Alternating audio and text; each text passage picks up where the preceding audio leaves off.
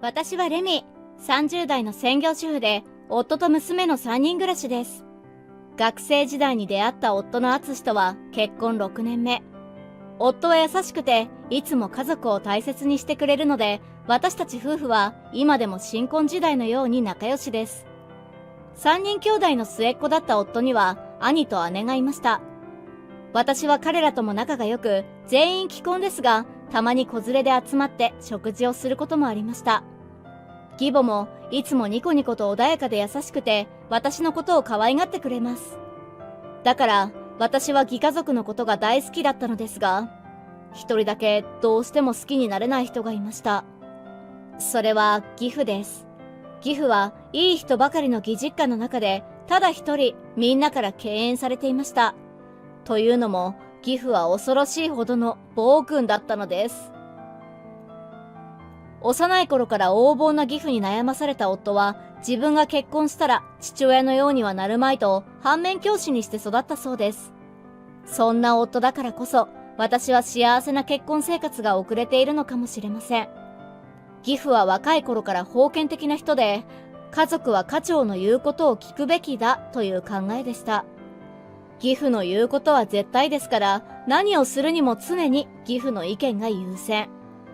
食べるものも、どこへ行くかも、すべて義父が決めるので、夫が子供の頃は家族旅行といっても、義父の好きなところにしか行けなかったと言います。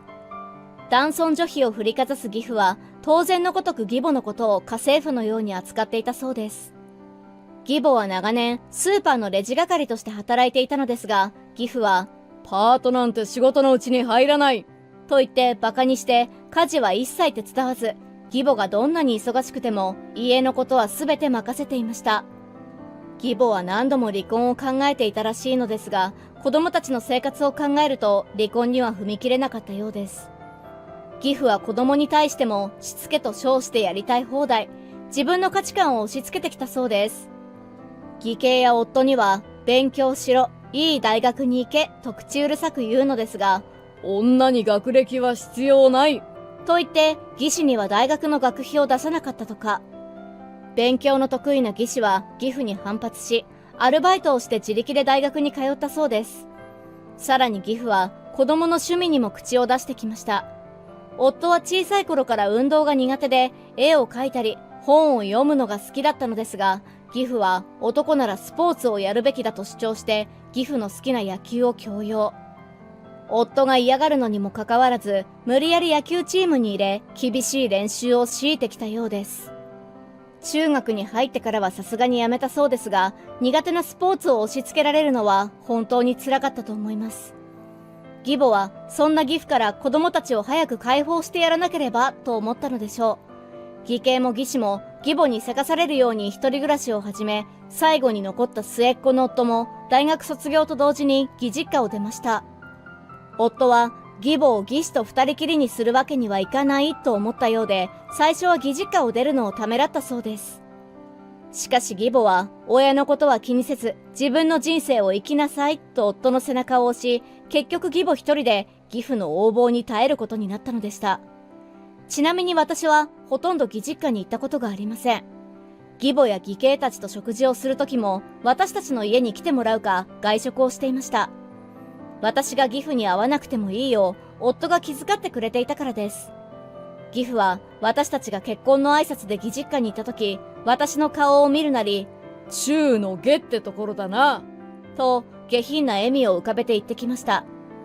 いきなり外見をけなされて私はショックを受けたのですが、私以上に夫がキレて、それ以来私を義実家に近づけないようにしていたのでした。同じように義兄も義士も義実家には寄りつかなかったようです。結婚してからはなおさらのこと、義父が自分の家族に何を言ってくるかわかりませんから避けるのは当然でしょう。子供たちから嫌われてしまった義父は義母に八つ当たりしていたようです。子供たちが実家に帰ってこないのはお前の育て方が悪いせいだと義母を責めたのです。義母が自分たちの盾になってくれているようで、私は心が痛みました。そんな風に暴君として振る舞っていた義父でしたが、定年退職をして間もなく脳梗塞で倒れて要介護状態になってしまいます。体が思うように動かず苛立っていたのか、義父はますますわがままになり、義母をこき使うように。自力でできることさえ義母にやらせようとするのです。家にいれば口うるさく指示を出してくるし、パートに出ている時さえもどうでもいい用事で職場まで電話をかけてくるので、義母は疲れ果てていました。そんな義母を見て、もう限界だと判断した夫たち兄弟は、義父を施設に入れることを検討し始めます。私もこのまま義父と一緒に暮らしていたら、義母が倒れてしまうのではと心配していたところでした。しかし案の定、施設という言葉を聞いただけで、義父は激怒。家長の自分を家から追い出すとは何事だ、親不孝者め、と怒鳴り散らしました。義兄が根気よく説得して頭を下げると、ようやく義父は首を縦に振ったのですが、ただし、と言って、施設に入る条件を一つだけ提示してきました。その条件というのは、義母が毎日施設に面会に来ること。義父は義母に、お前が毎日来るなら、施設に入ってやってもいいぞ。と偉そうに言います。なんてずうずうしい人だろう。と私はドン引きしてしまいましたが、義母は毎日家にいられるよりはマシだと思ったようで、義父の提案を了承。それから義母は約束通り毎日施設に通いました。車の運転ができない義母は施設に行くにはバスや電車を乗り継ぐ必要があり、雨や風の強い日は特に大変そうでした。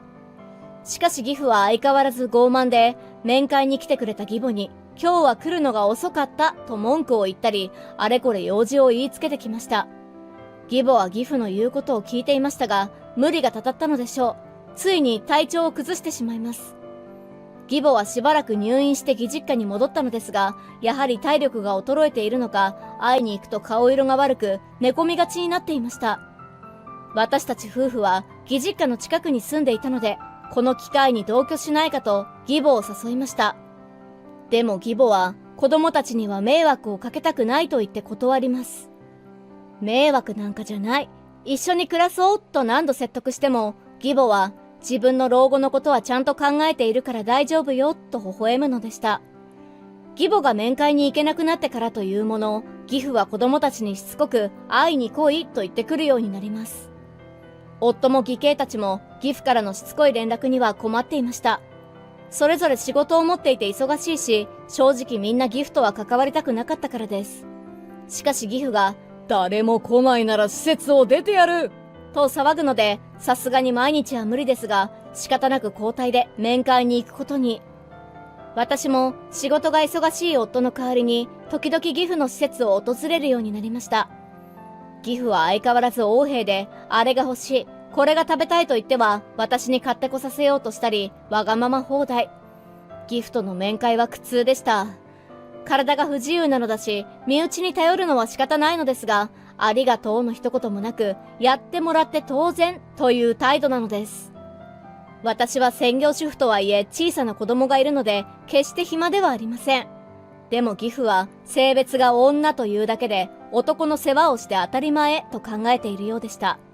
しかも義父は義母が毎日施設に来るという条件にまだこだわっていたのでしょう。義母がなかなか面会に来ないことを怒り、たかが病気を言い訳に俺の面会をサボるなんて怠慢だ。嫁の務めを果たしていない。などととんでもないセリフを吐いてきました。私が、お母さんは具合が悪くて来れないんですよと説明しても、義父は、どうせ仮病だろうと言って意地の悪い笑みを浮かべます。そして次の瞬間、私の堪忍袋の緒が切れました。私に向かって、お前はもう来なくていいから、さっさと嫁を連れてこいと言い放ったのです。義母は義父のわがままのせいで体調を崩したのに、私は腹の底から怒りが湧いてきて、絶対に許せないと思いました。どうやら義父には、きついお仕置きが必要なようです。やれやれ、覚悟はいいってことね。もう容赦しないわよ。わかりました。では今度、お母さんを連れてきます。私は義父にそう言って立ち去ります。義母に会えると分かった義父は、ニヤニヤと嬉しそうにしていました。義父は文句を言いながらも、実は義母に会えなくて寂しかったのでしょうか。もしくは義母が来たら、ここぞとばかりにあれこれ用事を言いつけてやるつもりなのでしょうか。おそらく両方なのでしょう。義母の訪問が待ち遠しい様子の義父を見ていたら、私はおかしくなってしまいました。なぜならこの後義父はどん底に突き落とされることになるからです。数日後、私は義母の体調が良さそうな日を選んで、義母を車に乗せ、義父の施設を訪れました。義母の顔を見るなり義父は、お前は今まで何してたんだと声を荒げます。毎日来る約束はどうした？課長の俺をないがしろにしやがって。大勢の人が見ている前で暴君ぶりをあらわにする義父。私は一応身内なので職員の人たちに申し訳なかったし、恥ずかしくて仕方ありませんでした。しかし義母は冷静でした。義母は義父の目をまっすぐに見つめ、私も施設に入ることにしましたと一言。義父はと驚いた顔をします。でも義父はすぐににやりと笑い、おおそうか、お前もようやく覚悟したのか。施設に入れば毎日俺の世話ができるもんな。そう言って満足そうにうなずきました。そこで私はすかさず言ってやりました。お父さん、何を勘違いしているんですか？きょとんとする義父。お母さんが入るのは別の施設ですよ。私がそう言うと、義父は口を開けたまま固まってしまいました。義母は自分で入る施設を決め、すでに入居の手続きを済ませていました。義父のいる施設とは遠く離れたところにあるので、もちろん義父に会いに来るのは無理です。義母が施設に入ると言い出したとき、私たち夫婦と義母は少し揉めました。私も夫も施設に入らなくていいから同居しようと何度も説得したのに、義母はもう決めたことだからと言って全て自分で手配してしまったのです。しかも義母は子供たちが施設に通わなくても済むようにと、あえて遠い場所を選んでいました。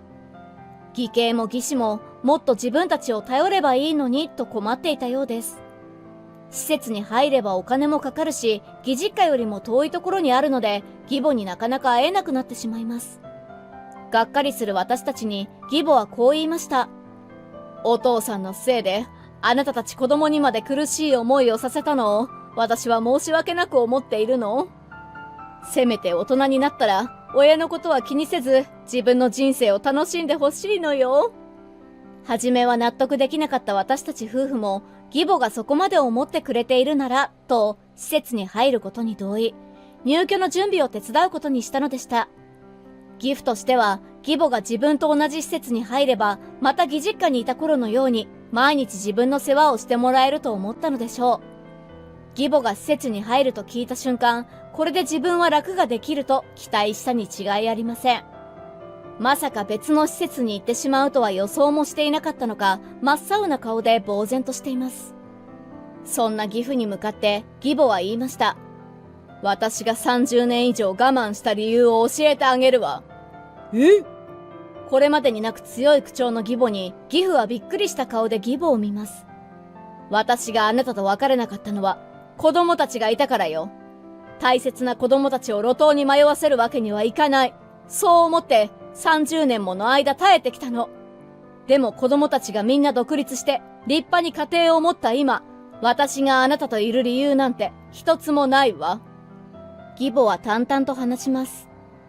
私はいずれはあなたと別々に暮らすことを見据えて、パートのお給料をコツコツ貯めていたの。あなたはスズメの涙と言って笑うばかりで、給与明細を見ようとしなかったけど、私、結構稼いでいたのよ。しばらくは、いいえ、一生会えないかもしれないけど、お互い元気でいましょうね。義母はそう言ってにっこり笑うと、ゆっくりと立ち上がりました。義父の元を去ろうとする義母に、そんな、待ってくれ。義父は慌てて呼び戻そうとしましたが、不自由な体では義母を追いかけることはできません。切なそうな顔でもがく義父に、私は追い打ちをかけるように言い放ちます。ちなみに私も敦もしばらく面会に来れなくなりますが、お父さん、一人で頑張ってくださいね。なんだって？義父が目を見開きました。実は私たち夫婦は間もなく引っ越すことになっていました。子供が大きくなり、それまで住んでいたアパートが手狭になってきたので、この機会に義母の施設の近くにあるマンションに移ることにしたのです。同居は断られてしまいましたが、近くに住んでいればいつでも義母に会うことができます。義母は私たちの決断を喜んでくれました。ただそうなると義父の施設は遠くなってしまうので、今までのように頻繁に義父の面会に行くことはできません。お兄さんもお姉さんもどうしても必要な時以外はお父さんのところに来るつもりはないみたいですよ。私がそう言うと、お前たち、俺を見捨てる気か。義父は震えながら私を睨んできましたが、時すでに遅しです。いやいやお父さん、これまでの行いを思い出してください。すべて自業自得ですよ。私はそう言い捨てると、義母を連れて施設を後にしました。ふと振り返ると、義父は泣きわめいて暴れており、職員数人に押さえつけられています。そんな情けない義父の姿を見て、義母は、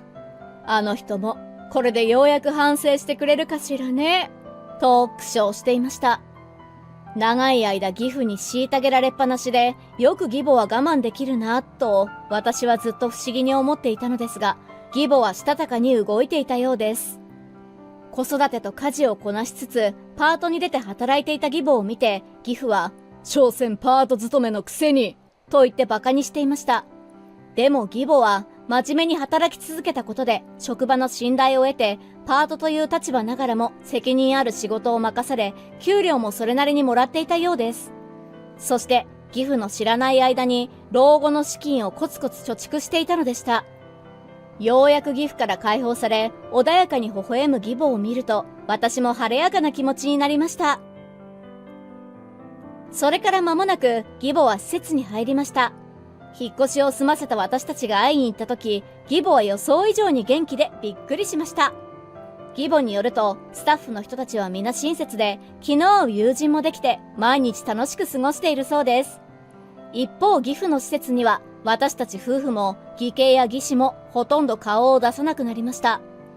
生活用品などが足りなくなると施設に届けるよう職員から連絡が来るのですが、私たちが引っ越してからは義兄がその役目を担ってくれていました。この間、数年ぶりに義父の施設を訪れた時は驚きました。義父が別人のように変わり果てていたのです。施設に入ってからもいつも偉そうな顔でふんぞり返っていたのに、久しぶりに会った義父は自信なさげに体を丸め、一回り小さくなったようでした。本当に義父だろうかと、私も夫も思わずまじまじと見入ってしまったほどです。職員の人に聞いた話によると、義父は義母が別の施設に入ってからというもの、みるみる元気がなくなり、誰とも話さず一人でポツンとしているそうです。まあ、施設に入った時から随分横暴に振る舞っていたらしいので、もともと入居者からは嫌われていたのでしょう。周りのスタッフが気を使って話しかけても、消え入りそうな小さな声で、ボソボソとつぶやくだけなのだとか。すっかり落ちぶれ、寂しい老後を過ごしているようです。同じ施設暮らしでも、仲間に恵まれて人生を楽しんでいる義母とは大違いですね。私たちの方はというと、新居での生活が始まり、新しい船出にワクワクしているところです。私も義母を見習って、これからも家族を大切にしていこうと思っています。では皆さん、ごきげんよう。最後まで見てくれたあなたが